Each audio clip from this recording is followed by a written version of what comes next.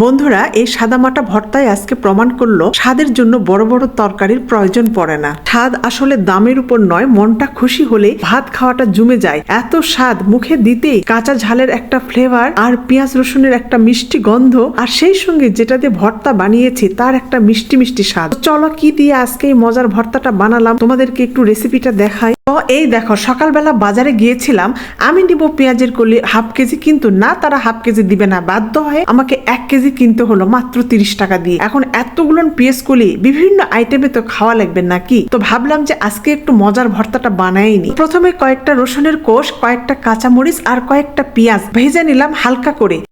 এত অল্প সময়ের এত অল্প উপকরণ দিয়ে এমন স্বাদের ভর্তা আমার মনে হয় তোমরা কখনোই খাওনি। তো দেখো, পেঁয়াজ কলিটা ভালো করে ধুয়ে এই যে অল্প একটু তেল দিয়ে হালকা করে নেড়েচেড়ে ভেজে নিলাম। আর তোমরা তো সবাই জানো কাঁচা লবণ খাওয়া ভালো না, লবণ একটু এর মধ্যে দিয়ে দিব। আর বাজারে যে নতুন আলু উঠছে, এটার তো বিভিন্ন রকমের ব্যবহার করতে হবে নাকি, তো দিয়ে দিলাম কয়েকটা নতুন আলু, বাস অল্প একটু পানি দিয়ে আর একটু হলুদ দিয়ে সিদ্ধ দিলাম। এই দেখো কি সুন্দর করে সিদ্ধ হয়ে গেছে, পানিও শুকে গেছে। এখন একটু নেড়েচেড়ে ওই যে কাঁচামরিচ পেঁয়াজ রসুন ভেজে রাখছিলাম তার মধ্যে দিয়ে দিলাম পেঁয়াজকলি। বাস এখন শিলপাটায় বেটে সুন্দর করে ভর্তা বানায় নিব, আর সঙ্গে একটু কাঁচা সরিষার তেল। আহা, জমে একেবারে ক্ষীর। তোমরা যদি কেউ চাও ব্লেন্ডারও করতে পারো, তবে সবসময় আমার পাটায় বেটে ভর্তায় ভালো লাগে। কেমন হয়েছে কমেন্টে জানায়ও।